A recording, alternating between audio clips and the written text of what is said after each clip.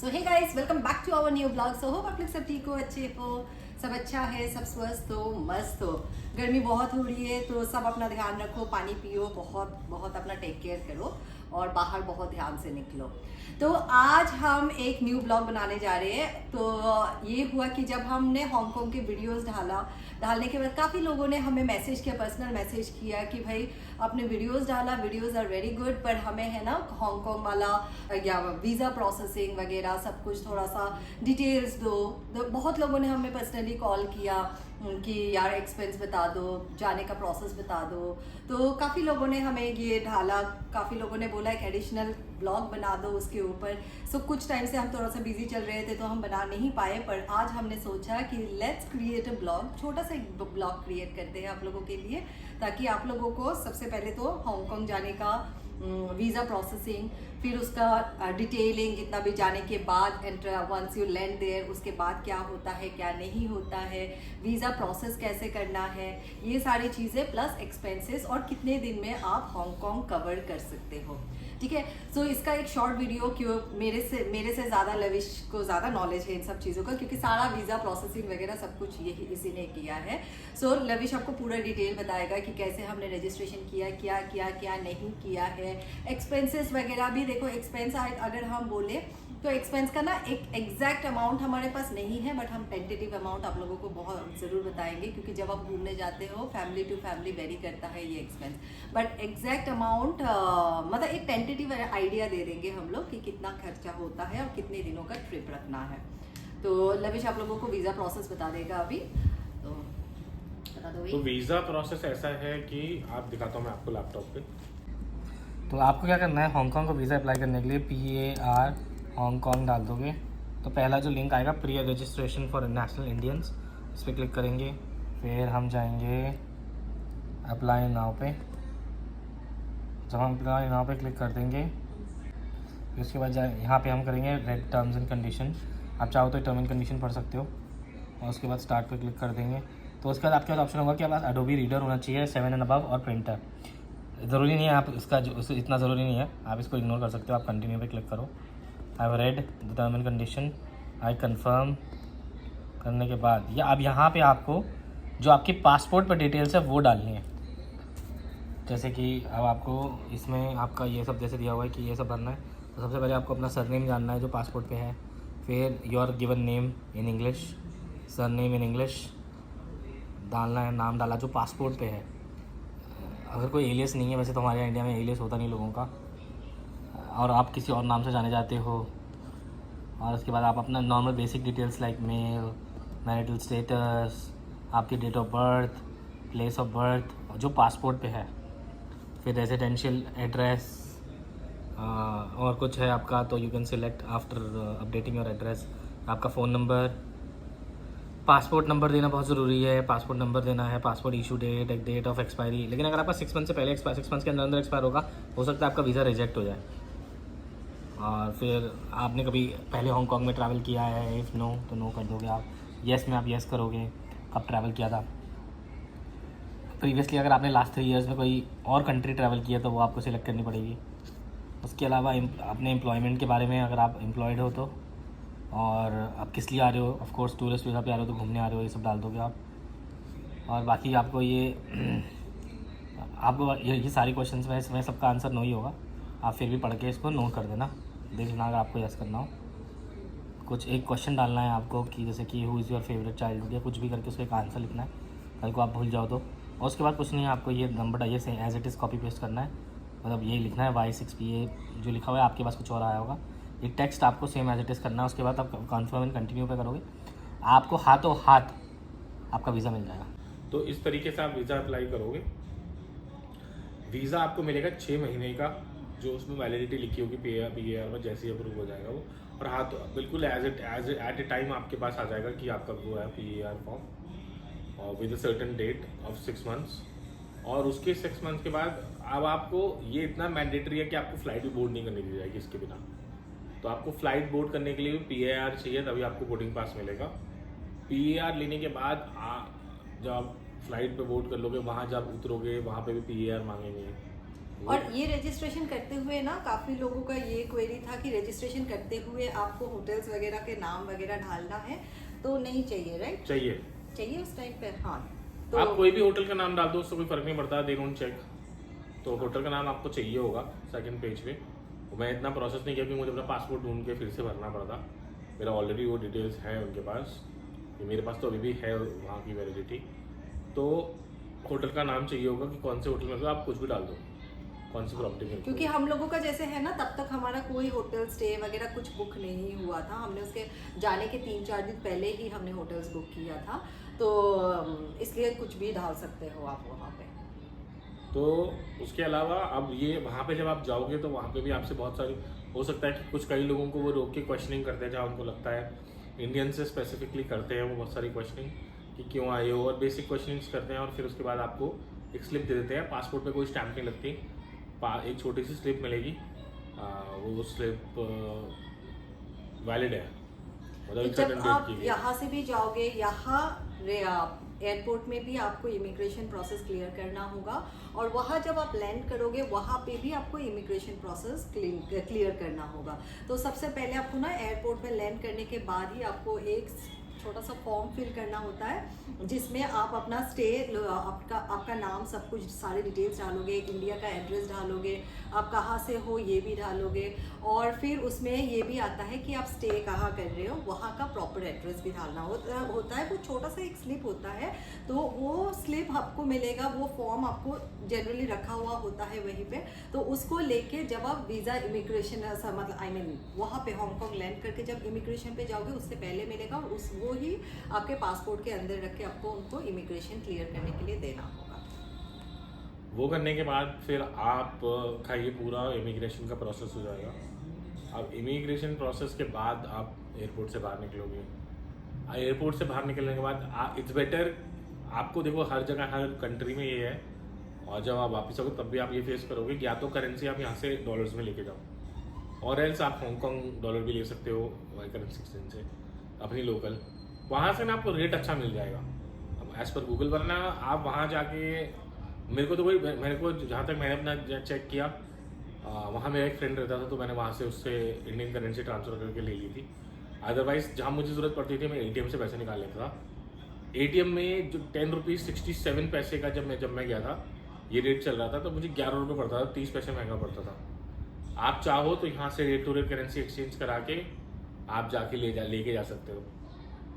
अब एयरपोर्ट से बाहर निकलने के बाद आपके पास कहीं आपको जहाँ भी जाना है, आपके पास airport is very far from the city centre, ठीक है। तो या तो आप जाओगे इससे टैक्सी से, taxi will cost you some amount $300-400 which is equal to like तो 10 रुपीज़ 67 का अगर $400 भी लगे, 4,000 के करीब या 4,500 4,500 रुपये लग जाएंगे आपके।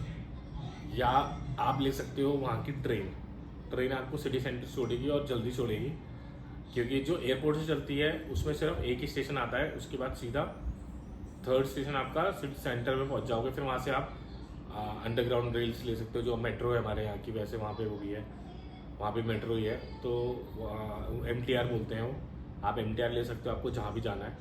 Google is someone who will always help you. आपको गूगल पे डालना है यहाँ जाना है, तो आपको जब आप उसके बाद आपके पास कई मल्टीपल ऑप्शंस आते हैं, आप ट्रेन सेलेक्ट कर लेते हो तो आपको बता देता है पूरा ट्रेन का रूट, तो आपके लिए कन्वीनियंट होगा। तो गाइस सबसे पहले पहुंचने के बाद कुछ चीज़ें आपको ध्यान रखना है कि सबसे पहले जैसे लविश ने बताया कि वहाँ पे एयरपोर्ट बहुत दूर है, सिटी से बहुत दूर है। तो पहुँचने के बाद आपको सबसे पहले उनका ऑक्टोपस कार्ड ले लेना है, जो आपको एयरपोर्ट से ही मिल जाएगा। तो उस पर अच्छा खासा अमाउंट का रिचार्ज कर लेना उसको आप लोग, क्योंकि वो है ना हर जगह पे आप यूज़ कर सकते हो, हर जगह पे, चाहे वो शॉप्स बोलो, चाहे वो मेट्रोस बोलो, चाहे कैब्स बोलो, हर जगह आप यूज़ कर सकते हो। So instead of giving cash आप अपना ऑक्टोपस कार्ड को अच्छे अमाउंट का एक्सचेंज वो कर लेना, रिचार्ज कर लेना। और अच्छी बात ये है कि जितना भी आप यूटिलाइज करोगे उसके बाद जब आप रिटर्न आ रहे होगे उसी ऑक्टोपस कार्ड को आप सबमिट कर देना, जितना भी बैलेंस बचेगा वो आप वो मतलब आपको रिटर्न कर देंगे। सो विच विच इज़ गुड, मतलब और अच्छा, मतलब ये है कि ऑक्टोपस कार्ड से बहुत इजी ट्रांजैक्शन हो जाता है हर जगह पे। You just swipe just like a credit card, आप उसको यूज़ करो और जितना भी बैलेंस बचेगा वो वापस आते हुए ले आओ। So that's very good. And जाते ही आप एक सिम ले लेना, वहाँ पे अपना सिम को रिमेंबर कि आप अपने नेटवर्क को पहले टर्न ऑफ कर रहे हो और फिर अपना सिम को एक्टिवेट कर रहे हो आप। और सिम एक्टिवेशन प्रोसेस भी थोड़ा सा डिफिकल्ट है वहाँ पे, तो आपको ये बहुत ध्यान रखना होगा कि सिम एक्टिव, क्योंकि ना वो अपने लैंग्वेज में बोलते रहते हैं सब कुछ, तो बहुत डिफिकल्ट हो जाता है वो अंडरस्टैंड करना और उस चीज़ को प्रोसेस करना। बट होटल्स वाले वो हेल्प कर देते हैं आपको सिम एक्टिवेशन में। सो ये कुछ चीज़ें आप लोग ध्यान रखना। और तो आप सिम कार्ड अगर आप वहाँ से लोग एयरपोर्ट से महंगा मिलता है, सर्च करो एयरपोर्ट पे 7-Eleven से मिल जाए तो ठीक है, क्योंकि 7-Eleven के मैंने देखा रेट अक्रॉस सेम है। दूसरा, आप लोग जब ऑक्टोपस कार्ड लोगे ले सकते हो, अगर आप कैश में सर्टन एक जगह आपको ट्रेन छोड़ेगी वहाँ तक कि $230 है 3 बंदों के, $230 है 3 बंदों के। ऑक्टोपस कार्ड लोगे डेफिनेटली सस्ता पड़ता है, वरना आप अगर ऑक्टोपस कार्ड के बिना ट्रैवल करोगे टिकट ले लेके बार बार वहाँ पे मशीन होती है, आप टिकट भी ले सकते हो कि आपको इस डेस्टिनेशन से दूसरी डेस्टिनेशन जाना है, तो वो टिकट्स आपको हर बार जब आप लोकल ट्रैवल करोगे आपको महंगी पड़ेगी, क्योंकि $5 की होगी और वही आपके $2 $3 कटेंगे ऑक्टोपस कार्ड से। तो ऑक्टोपस कार्ड सस्ता पड़ता है काफ़ी। और जो उनका टिकटिंग मशीन भी होता है ना, वो थोड़ा सा डिफिकल्ट है अंडरस्टैंड करने में, तो इसलिए ऑक्टोपस होगा तो भाई मेट्रो लेन देखो, जहाँ उतरना है वहाँ उतरो, बस स्वाइप कर दो, दैट्स इट। तो ये ज़्यादा इजी पड़ता है वहाँ पे। और जैसे लविश ने बताया कि सिम कार्ड आप काफ़ी सारे स्टोर से ले सकते हो, वैसा नहीं है कि सिम कार्ड आपको एक पर्टिकुलर एयरटेल, जैसे यहाँ पे एयरटेल वगैरह होता है वो सर्विस स्टोर से ही मिलता है, वैसा नहीं है। वहाँ हर जगह पे, स्पेशली 7-Eleven हर जगह पे होता है, मेट्रो स्टेशन में 3-4 होते हैं, तो आपको किसी भी 7-Eleven से या किसी भी जगह से आपको सिम कार्ड मिल जाता है। बट इंश्योर कि आप अपना डेटा, अपना इंडियन वाला डेटा कार्ड और अपना इंडियन वाला सिम कार्ड को टर्न ऑफ कर रहे हो। तो अब आपका सिम कार्ड हो गया, अब ऑक्टोपस कार्ड से लेकर आप सिटी सेंटर आ जाओगे ऑक्टोपस कार्ड को। लेकिन एक बहुत इंपॉर्टेंट चीज़ है, आपको ऑक्टोपस कार्ड रिचार्ज करने के लिए, इवन खरीदने के लिए भी आपको पूरे हांगकांग में कैश ही चलेगा। वो कार्ड चाहे आप 7-Eleven चले जाओ, कहीं चले जाओ, वो बाकी चीज़ों के लिए कार्ड एक्सेप्ट कर लेंगे।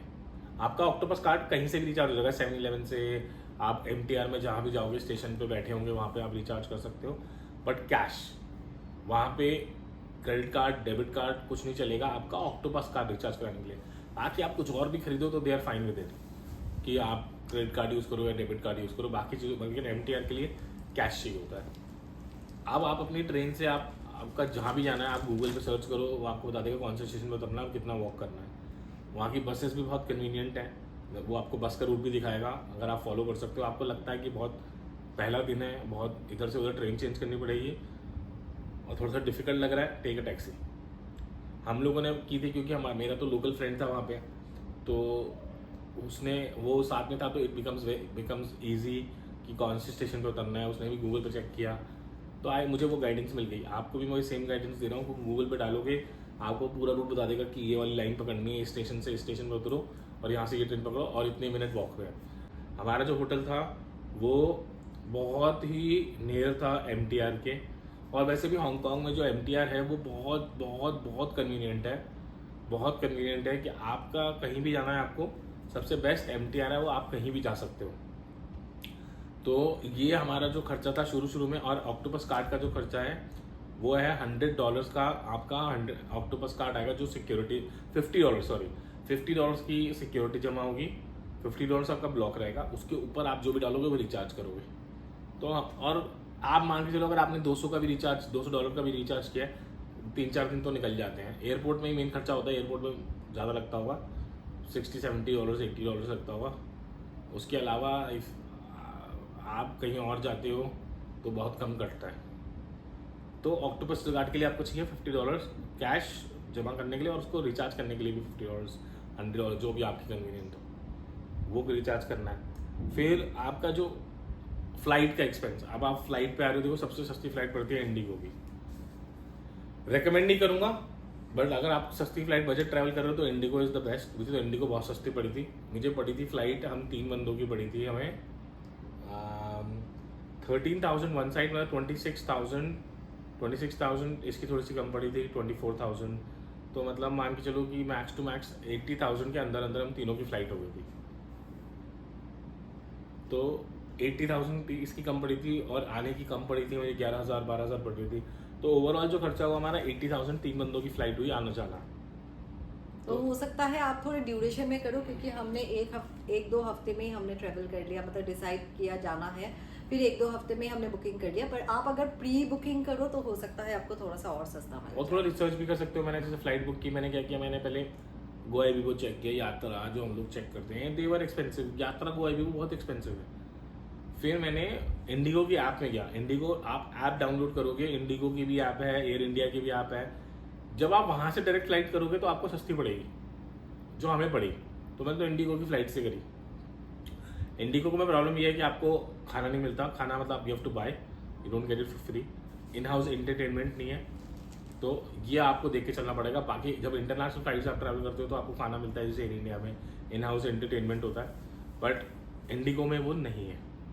तो और 2-3-4-5 घंटे की फ्लाइट है। हाँ, ओवरऑल 5 घंटे का फ्लाइट था। और इंडिगो में वैसे आपको जैसे इंटरनेशनल ट्रिप करते हैं तो आगे आपको स्क्रीन भी नहीं मिलेगी।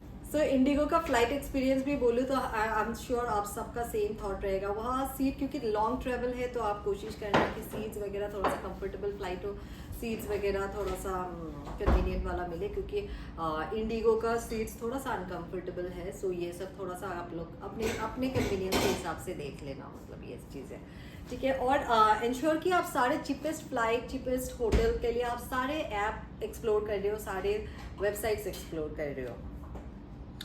होटल हमने तो अगोडा से बुक किया था, तो हमने होटल बुक किया था रमाडा, जो कि हमें पड़ा था 36,000 का फॉर 7 nights 8 days। और हमें तो अच्छा लगा था कि रमाडा की प्रॉपर्टी बहुत ही बढ़िया होगी। हम ब्रांड्स के हिसाब से गए थे, पर रमाडा अच्छा था। ऐसा नहीं बोलेंगे कि हमारा पोपट बना या गुगली हो गया, ऐसा नहीं है, बट वहाँ का प्रॉपर्टीज ही ऐसे है।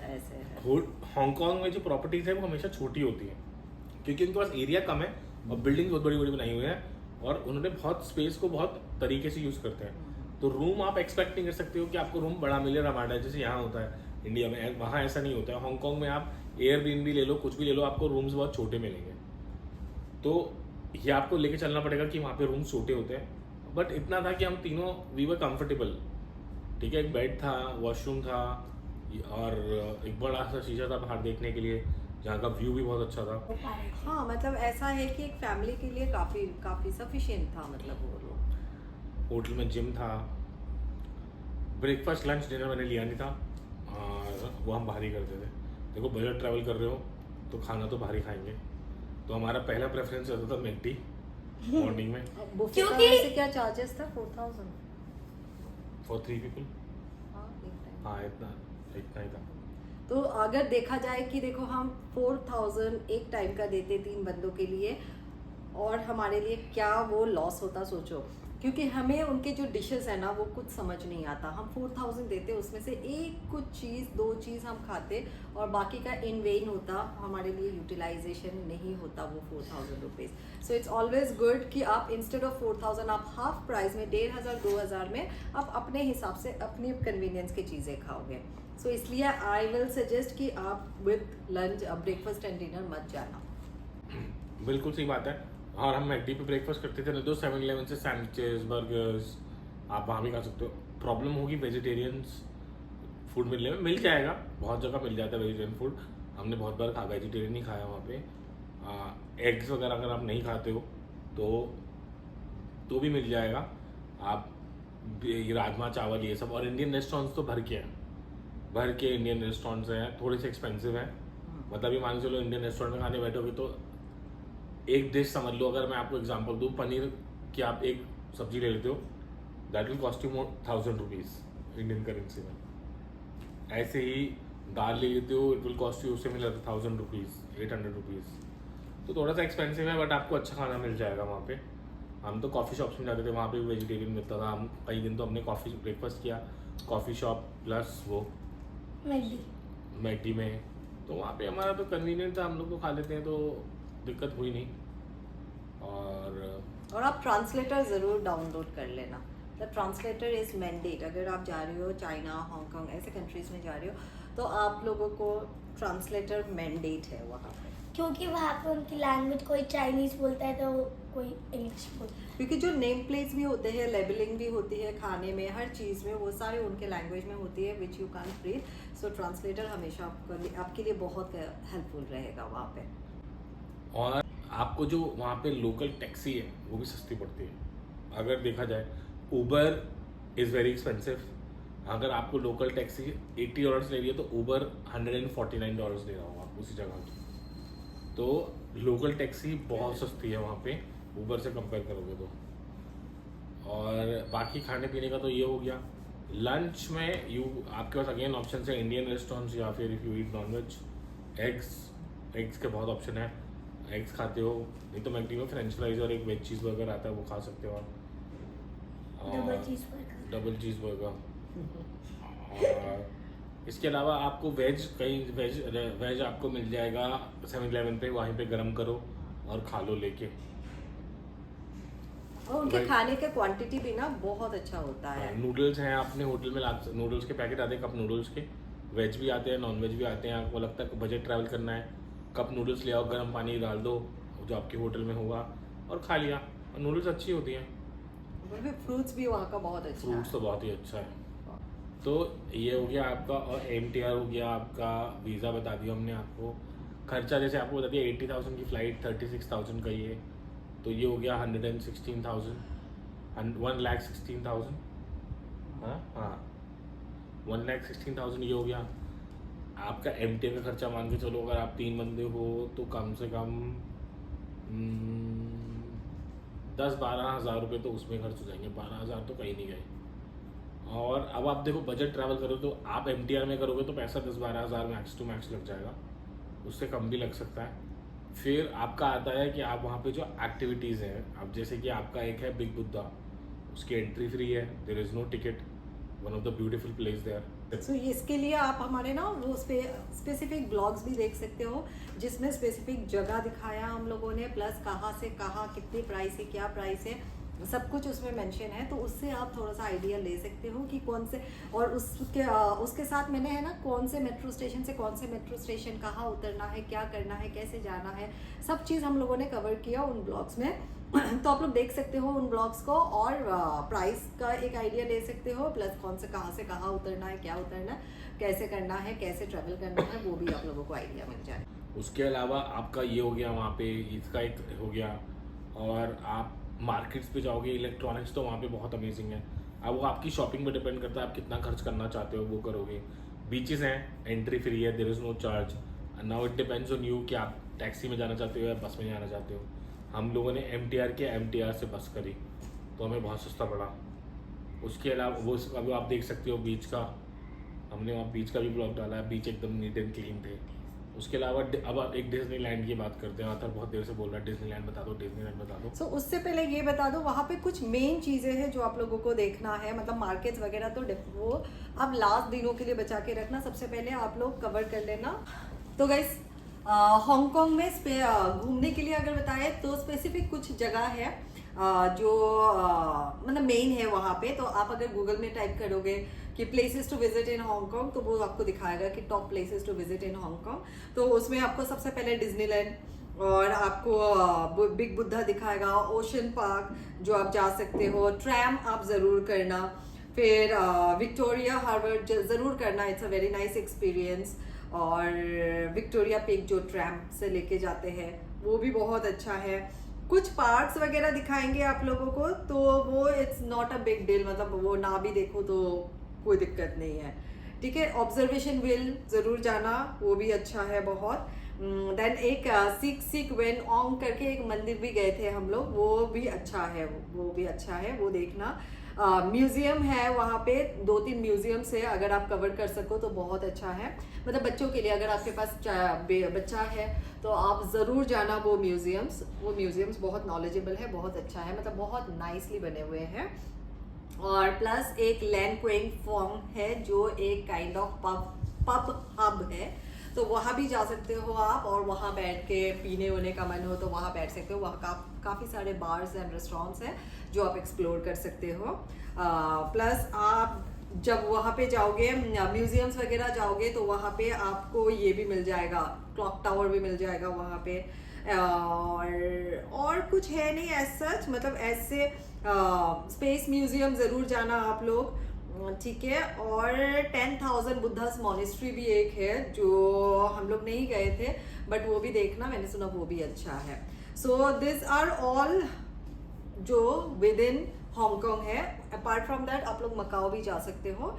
हम नहीं गए थे मकाओ में, क्योंकि मकाओ में मेनली कैसीनोज है और उसके लिए 2 दिन चाहिए होता है एडिशनल। नहीं, एक दिन काफ़ी है, सुबह जाओ शाम को भी आ सकते हो आप, और या तो शाम को जाओ सुबह आ सकते हो।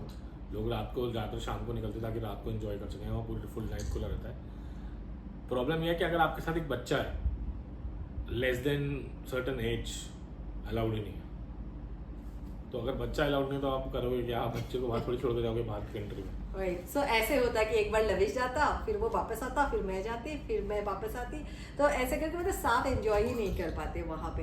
तो इसलिए हमने मकाओ ड्रॉप कर दिया, ये एक रीज़न था। बट आप लोग अगर कपल्स जा रहे हो, बच्चा नहीं है साथ में, और बच्चा भी अगर अबव 18 है, तो you can definitely plan for Macau. मतलब 2 दिन एक्स्ट्रा रख लेना उसके लिए। आपको 2 दिन रखने हैं तो मैं तो रेकमेंड करूंगा आप 2 दिन रखो डिज्नीलैंड के लिए। एक डिज्नीलैंड वैसे तो आप एक दिन में भी कर सकते हो, आपका स्टैमिना कितना, क्योंकि इतना चलना पड़ता है डिज्नीलैंड में, इतना चलना पड़ता है कि आप थक जाओगे, और बहुत चलना पड़ता है। अगर आपको लगता है आपको चलने का स्टैमिना, हम लोगों ने किया एक दिन में, हमने एक दिन की टिकट ली थी। अब डिज्नीलैंड की जो टिकट है वो पड़ेगी आपको, हमारे डिज्नीलैंड का ब्लॉग देख सकते हो आप, उसमें आपको पूरा डिज्नीलैंड दिखेगा, बहुत ही अमेजिंग है। डिज्नीलैंड का खर्चा कम से कम एक पर हेड मान के चलो ऑन एन एवरेज 7,000 रुपीज़ का पड़ता है पर पर्सन। 21,000 की 3 बंदों की टिकट हुई थी हमारी कब की हुई थी, क्योंकि मैंने ट्यूसडे और वेडनेसडे बड़ा सस्ता पड़ता है, तो मुझे 3,000 का डिस्काउंट मिला था, तो वो 18,000 रुपये की हुई थी ट्यूसडे की। वेडनेसडे होता है, वेडनेसडे बंद होता है। डिज्नीलैंड का ये खर्चा है। डिज्नीलैंड में खाना अंदर बहुत महंगा है, बहुत वेज मिलेगा आपको।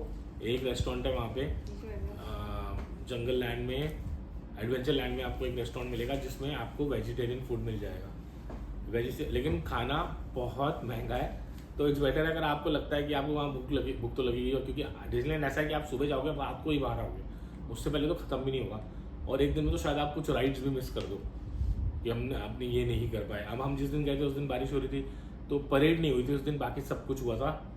तो डिज्नीलैंड का ये है कि आपको एक सुबह जाओगे रात को बाहर आओगे, मतलब अगर सुबह 10 o'clock घुसोगे तो रात को 10 o'clock बाहर आओगे, और उतने में आप चलोगे भी, बैठोगे भी, चलोगे, थक जाओगे। तो आप चाहो तो खाना भी घर से भी लेके जा सकते हो, घर से इन द सेंस 7-Eleven से कुछ खरीद लिया, भर लिया एक बैग भर के ले गए, वहाँ पे बैठ के खाते रहे पीते रहे। पानी की बोतल भी आप लेके जाना, क्योंकि वहाँ पे वाटर भी फ्री नहीं है, वाटर भी फ्री नहीं है आपको, वाटर भी चार्जेबल है, तो आप 2-3 बॉटल ले जाना, बाकी आपको खरीदनी तो पड़ेगी। उसके अलावा आप पूरा दिन वहाँ एंजॉय कर सकते हो। बाकी to know more it's better आप डिज्नीलैंड वाला व्लॉग देखो। और इसके बाद अब आपका अब एक्सपेंस जुड़ जाता है 21,000 आप मान के चलो on average is for your Disneyland. तो ये हो गया एक आपका एक एडिशनल खर्चा जो आपको वहाँ पड़ेगा। खाने का खर्चा, खाना भी महंगा ही है। 7-Eleven में आप देखोगे सस्ता तो है, बट वहाँ की करेंसी के हिसाब से सस्ता है, बाकी सब महंगा है।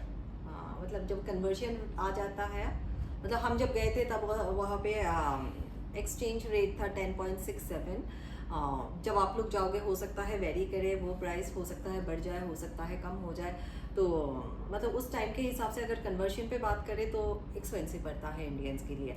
पर एक चीज़ मैंने ये रियलाइज़ किया कि आपके पास अगर छोटे बच्चे हैं, क्योंकि हांगकांग में है ना Disneyland is the main point of attraction, तो आपके पास अगर छोटा बच्चा है तो आप अभी फ़िलहाल मत जाओ, क्योंकि आपके बच्चे को है ना डिज्नीलैंड एंजॉय नहीं कर पाएगा आपका बच्चा। छोटा मतलब कितना छोटा? मतलब नॉट बिलो 5 years एटलीस्ट, क्योंकि वो एक तो चल नहीं पाएगा, उसके ऊपर आप गोदी लेके कितना ही घूमोगे, ये भी एक चीज़ है। प्रैम लेके सकते हैं, प्रैम लेके जा सकते, पर उसी को जब समझ नहीं आएगा तो वाई टू स्पेंड, तो ये हो जाएगा। तो इसलिए ना आपका बच्चा अगर 5 years प्लस है, वो समझ पाए उन चीज़ों को, रिलेट कर पाए, तभी वो वर्दी होगा यार, वो एक्सपेंस वर्दी होगा। वर्दी तो है। हाँ। अगर आप वहाँ पे जा रहे हो वर्दी है 7,000 रुपीज स्पेंड करना।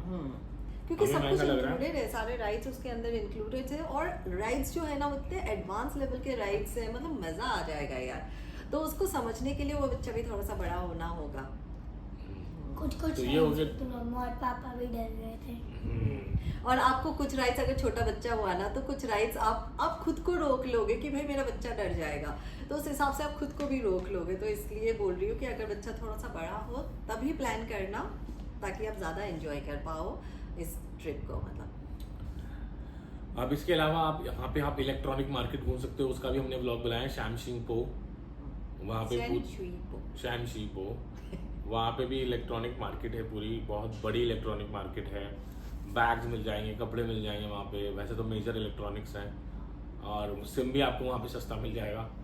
आप वहाँ पे जाके भी विजिट कर सकते हो, बहुत बढ़िया इलेक्ट्रॉनिक है, बहुत सही सही गैजेट्स मिलते हैं। प्ले स्टेशन लेना हो, और हमने पूरा ब्लॉग बनाया, आप एक बार देखो, हर चीज़ का ब्लॉग बनाया, प्ले स्टेशन कितने का है, क्या चीज़ कितने की है, आप वो देख सकते हो।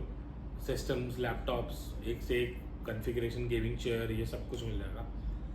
अब हमसे कुछ गलतियाँ हुई थी, जैसे कि वहाँ पे बारिश बहुत होती है, तो छाता अगर आप लेने जाओगे तो वो $70 का मिलता है 7-Eleven पे।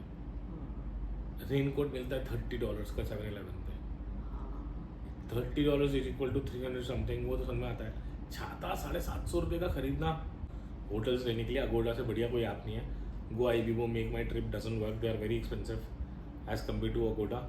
अगोडा में आपको बहुत अच्छी अच्छी डील्स मिल जाती हैं, प्राइस ऊपर नीचे होता है, आज देखा कल देखा परसों देखा, ऐसे करो आपको प्राइस का वेरिएशन मिलेगा और आपको बेस्ट प्राइस मिल ही जाएगा। कोशिश करना कि सिटी सेंटर में ही होटल लो, थोड़ा ज़्यादा दूर ना हो सिटी सेंटर से, 1-2 मेट्रो स्टेशन चेंज करने पड़ेंगे, इट इज़ फाइन। और जब आप होटल्स बुक भी कर रहे होगे ना, आपको साइड में दिखाते रहेगा कि क्या क्या चीज़ आपके होटल्स के नियर बाई है, सो ये भी आप देख लेना, ये हेल्पफुल रहता है आपके लिए। वहाँ पे नाइट मार्केट है, उसका भी हमने एक ब्लॉग बनाया, वहाँ भी वो भी विजिट करना। तो ये हो रहा हमारा आज का ओवरऑल एक्सपीरियंस जो हमने आपको शेयर किया। क्या खर्चा होगा, वीज़ा कैसे अप्लाई करना है, ये आपके बहुत काम आएगा। आपको हांगकांग डू विजिट, बहुत ही ब्यूटीफुल प्लेस है, बहुत ही ब्यूटीफुल, डू विजिट। और आपकी कोई क्वेश्चन हो तो do comment and let us know कि क्या क्वेश्चन है, we will try to answer it. और एक्सपेंस टोटली डिपेंड करता है आपके ऊपर, आपको बजट फ्रेंडली ट्रिप करना है, बच्चे के साथ होते हैं थोड़ा सा एडिशनल खर्चा होता है सारी चीज़ों में, खाना पीना, पूरे दिन चलना फिरना, ये सब। बट हाँ, मेंटली प्रिपेयर्ड ज़रूर रहना कि अगर आप हांगकांग जा रहे हो आपको बहुत ज़्यादा वॉक करना है। और इंटरनेशनल कोई भी ट्रिप करो यार, आपको बहुत ज़्यादा वॉक करना पड़ता है, तो आप मेंटली प्रिपेयर्ड रहो ये सब चीज़ों के लिए। और आपको वॉक करके ना पता भी नहीं चलेगा, क्योंकि वहाँ का एनवायरनमेंट इतना अच्छा है, वेदर इतना अच्छा होता है कि आपको वॉक करके ना पता भी नहीं चलेगा, यू विल एंजॉय रदर। सो इसलिए वॉक मैंडेट है, मतलब दिमाग में बिठा के रखना कि भाई चलना तो होगा हमें वहाँ पे। और local transportation is very convenient, जितना हो सके गूगल मैप यूज़ करो, ये सारी चीज़ें बहुत हेल्पफुल होता है। तो हाँ, हमने वो नहीं बोला, आप लोग एक और देख सकते हो, द लॉन्गेस्ट एस्केलेटर, ये भी एक और जगह है, ये सब चीज़ें देख सकते हो, मतलब वेरी नाइस वेरी नाइस। इनके अंदर हांगकांग बहुत छोटा सा जगह है और अंदर बहुत कुछ है देखने के लिए। सो हाँ, एक हफ्ता या 5 to 6 days सफिशिएंट, अगर आप मार्केट नहीं देख रहे हो और आराम से घूमना चाहते हो तो 5 to 6 days सफिशिएंट। बस सबसे ज़्यादा टाइम लगता है डिज्नीलैंड में, तो उसके लिए एक दिन तो आपको लगता है पूरा, अगर क्योंकि लविश ने बोला 2 दिन का, तो 2 दिन अगर जा रहे हो तो 2 दिन एडिशनल खर्चा भी होता है, ठीक है। और डिज्नीलैंड में अंदर रिजॉर्ट भी है, अगर आप चाहो तो एक दिन रिजॉर्ट में भी स्टे कर सकते हो, करके देख सकते हो। तो रिजॉर्ट का भी एडिशनल 24 या 25,000 24,000 का तो रिजॉर्ट पड़ा था अगोड़ा पे, वैसे तो बहुत महंगा है। अगर पता नहीं उसमें अगर डिज्नीलैंड की टिकट्स फ्री होती ना तो मैं ले लेता, मुझे उसका पक्का भी नहीं है कि वो है या नहीं है, जहाँ तक मुझे लगता तो नहीं है।